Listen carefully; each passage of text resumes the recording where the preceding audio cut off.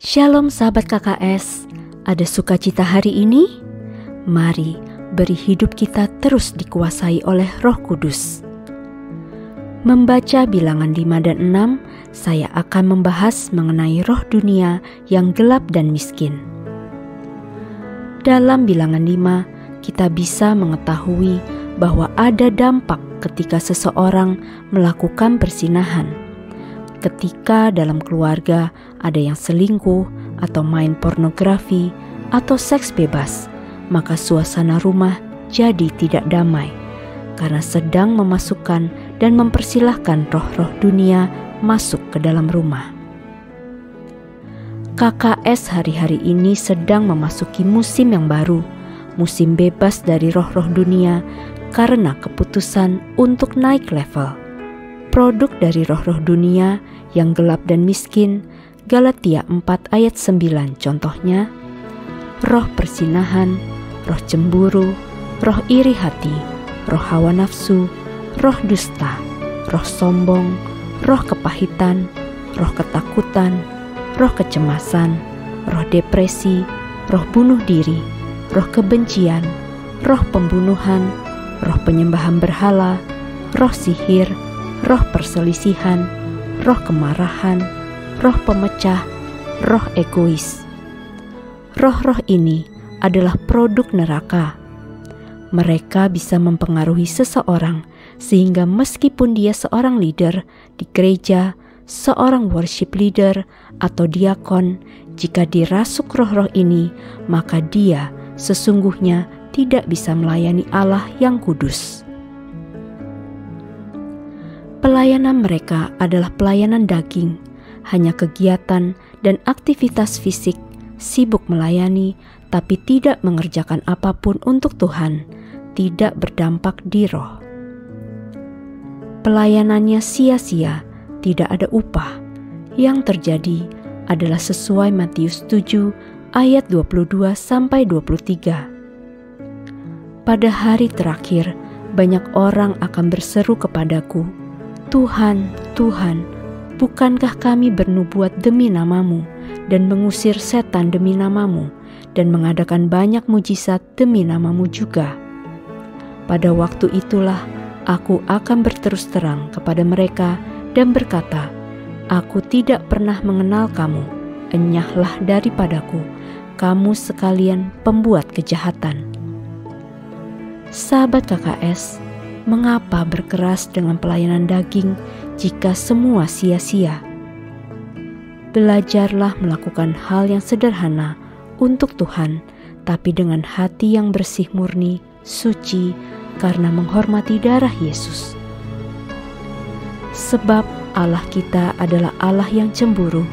Jangan sampai kita sangat lengket dengan roh-roh dunia, tapi terus melayani Tuhan. Pakailah standar yang memang Tuhan sudah tetapkan, yaitu kekudusan dan kemurnian hati. Bilangan 5 ayat 14-15. Dan apabila kemudian roh cemburu menguasai suami itu, sehingga ia menjadi cemburu terhadap istrinya, dan perempuan itu memang telah mencemarkan dirinya, atau apabila roh cemburu menguasai suami itu, sehingga ia menjadi cemburu terhadap istrinya, walaupun perempuan itu tidak mencemarkan dirinya, maka haruslah orang itu membawa istrinya kepada imam. Dan orang itu harus membawa persembahan karena perempuan itu sebanyak 1/10 eva tepung jelai yang ke atasnya tidak dituangkannya minyak dan yang tidak dibubuhinya kemenyan, karena korban itu ialah korban sajian cemburuan, suatu korban peringatan yang mengingatkan kepada kedurjanaan. 1 Yohanes 3 ayat 4-6, 8-10. Setiap orang yang berbuat dosa melanggar juga hukum Allah, sebab dosa ialah pelanggaran hukum Allah. Dan kamu tahu bahwa Ia telah menyatakan dirinya supaya Ia menghapus segala dosa, dan di dalam Dia tidak ada dosa. Karena itu, setiap orang yang tetap berada di dalam Dia tidak berbuat dosa lagi.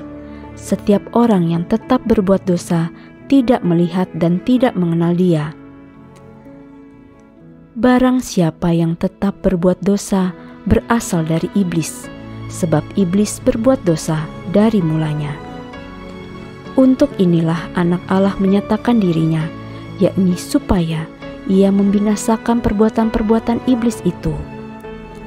Setiap orang yang lahir dari Allah tidak berbuat dosa lagi, sebab benih ilahi tetap ada di dalam dia dan ia tidak dapat berbuat dosa karena ia lahir dari Allah.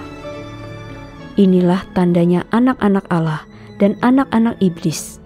Setiap orang yang tidak berbuat kebenaran tidak berasal dari Allah. Demikian juga barang siapa yang tidak mengasihi saudaranya. Sahabat KKS, dalam Bilangan 6 dibahas mengenai Nasir. Nasir adalah orang yang dikhususkan bagi Allah untuk melayani Allah seumur hidupnya. Tidak boleh minum anggur dan segala yang memicu hawa nafsunya. Hanya boleh minum anggur darah Yesus bagi kita yang sekarang ini hidup dalam era perjanjian baru. Hidupnya kudus dan murni, tidak ada campuran. Rambut itu bicara urapan, lambang pengurapan Tuhan atas hidupnya. Ingat cerita Simson, kekuatannya ada di rambutnya. Kekuatan kita sebagai orang yang dikhususkan untuk melayani Tuhan bukan dari kekuatan kita, karena kita hanya alat, kita hanya saluran. Kekuatan itu berasal dari pengurapan Tuhan. Urapan membuat kita ahli di bidang kita, cakap dalam melakukan segala sesuatu di atas rata-rata. Orang lain tidak bisa karena tidak dalam pengurapan khusus. Sebagai Nasir Allah, kedudukannya sebagai imamat yang rajani, seorang imam mendapat berkat langsung dari Tuhan. Tuhan sendiri menjadi upahnya. Berkat itu datang jika nama Tuhan ada di atasnya. Sahabat KKS, perhatikan hidup kita.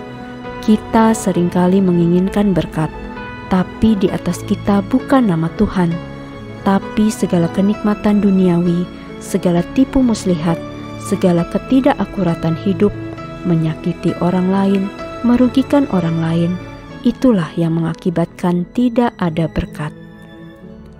Berkat itu tidak hanya berupa uang, tapi perlindungan, anugerah, kasih karunia, damai sejahtera, ketenangan batin.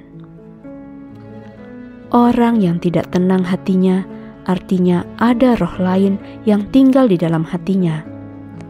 Orang yang dipenuhi damai sejahtera, artinya Raja Damai menguasai hidupnya. Efek dari damai sejahtera, tidak ada konflik batin, selalu menyatu dengan Bapa. Dalam Bilangan 6 ayat 3 dan 5 disebutkan, maka haruslah ia menjauhkan dirinya dari anggur dan minuman yang memabukkan. Jangan meminum cuka anggur atau cuka minuman yang memabukkan, dan jangan meminum sesuatu minuman yang dibuat dari buah anggur, dan jangan memakan buah anggur, baik yang segar maupun yang kering. Selama waktu nasarnya sebagai orang Nasir, janganlah pisau cukur lalu di kepalanya, sampai genap waktunya ia menghususkan dirinya bagi Tuhan. Haruslah ia tetap kudus dan membiarkan rambutnya tumbuh panjang.